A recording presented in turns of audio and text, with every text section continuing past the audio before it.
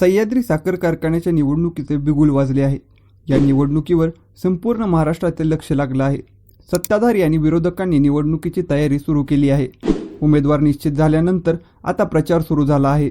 सुरुवातीला एकास एक निवडणूक होईल असं वाटत होतं, मात्र विरोधकांमध्ये एकमत न झाल्याने ही निवडणूक तिरंगी होणार आहे हे चित्र स्पष्ट झालं आहे. नक्की काय होईल सह्याद्री साखर कारखान्याच्या निवडणुकीत आणि ही निवडणूक तिरंगी झाल्याने याचा फटका कोणाला बसेल आणि फायदा कोणाला होईल याबाबत जाणून घेऊया या व्हिडिओमधून. सह्याद्री साखर कारखान्याची निवडणूक ही आगामी काळात होणार आहे. कारखान्याची निवडणूक ही पक्षीय राजकारणाच्या विरहित होणार असली तरी या निवडणुकीत नेता व त्याच्या गटाला महत्त्व असतं. या निवडणुकीत 3 पॅनेल आहेत.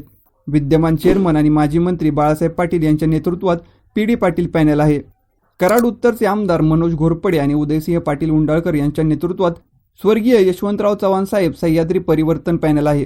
तर भाजपचे सातारा जिल्हाध्यक्ष धैर्यशील कदम आणि भाजपचे नेते रामकृष्ण वेताळ व त्याचबरोबर काँग्रेसचे निवास थोरात यांच्या नेतृत्वात स्वर्गीय यशवंतराव चव्हाण सह्याद्री शेतकरी पॅनेल आहे. असे 3 पॅनेल या निवडणुकीत उतरले आहेत.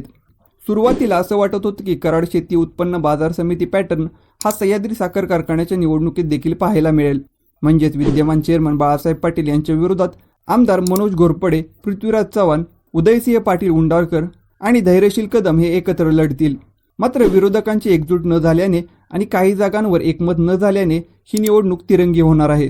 आता याचा फायदा कोणाला होईल हे आगामी काळात दिसून येईल. सह्याद्री साखर कारखाना हा कराड उत्तर मतदारसंघात आहे.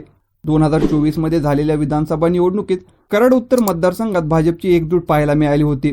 आमदार मनोज घोरपडे, सातारा भाजप जिल्हाध्यक्ष धैर्यशील कदम आणि रामकृष्ण वेताळ यांच्या एकजुटीमुळेच माजी आमदार आणि माजी सहकार मंत्री बाळासाहेब पाटील यांचा पराभव करण्यात भाजपला यश आलं होतं. तीच एकजूट या सह्याद्री साखर कारखान्याच्या निवडणुकीत पाहायला मिळेल अशी अपेक्षा होती. मात्र झालं ते याच्या उलटच.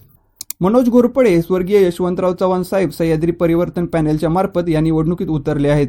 तर सातारा भाजप जिल्हाध्यक्ष धैर्यशील कदम आणि भाजपचे रामकृष्ण वेताळ हे स्वर्गीय यशवंतराव चव्हाण साहेब सह्याद्री परिवर्तन पॅनेलच्या मार्फत सह्याद्रीच्या मैदानात उतरले आहेत. आणि याचा फायदा बाळासाहेब पाटील यांना होईल अशी राजकीय वर्तुळात चर्चा आहे. मात्र नुकतीच 2024ची विधानसभा निवडणूक पार पडली आणि या निवडणुकीत बाळासाहेब पाटील यांना पराभवाचा धक्का बसला आहे. याच निवडणुकीचा अंडरकरंट मतदारसंघात नक्कीच असेल. त्यामुळे विद्यमान चेअरमन बाळासाहेब पाटील यांना देखील ही निवडणूक सोपी नसेल. तर विरोधातील दोन्ही पॅनेलमध्ये निवडणुकीपर्यंत काही जागांवर सेटलमेंट होईल अशी देखील चर्चा आहे. ही निवडणूक आगामी काळात जरी होणार असेल तरी यामागील काही काळात झालेल्या निवडणुका आणि भविष्यात होणारी राजकीय समीकरणाचा प्रभाव या निवडणुकीवर दिसून येतो.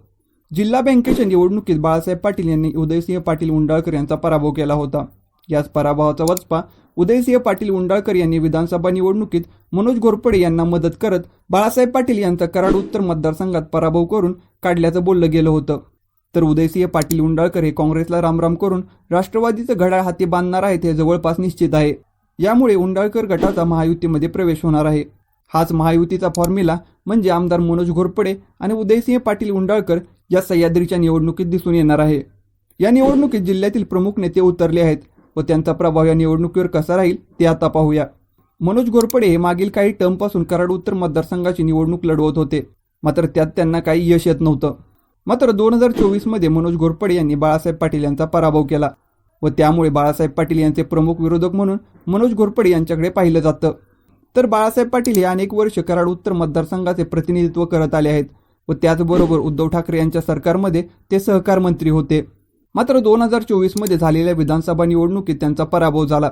त्यामुळे बाळासाहेब पाटील यांच्यासाठी सह्याद्रीची ही निवडणूक प्रतिष्ठेची बनली आहे. पृथ्वीराज चव्हाण म्हणजेच प्रामुख्याने काँग्रेसचा पारंपरिक मतदार या निवडणुकीत महत्त्वाचा आणि गेम चेंजिंग ठरू शकतो. तर उदयसिंह पाटील उंडाळकर यांची संघटना देखील या निवडणुकीत निर्णायक भूमिका बजावू शकते.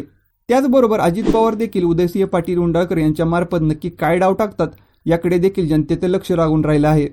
मंडळी, तुम्हाला काय वाटतं? कोण मारेल सह्याद्रीची बाजी? बाळासाहेब पाटील सत्ता राखू शकतात का, की विरोधक विधानसभेप्रमाणेच या निवडणुकीत देखील विजय मिळवतील?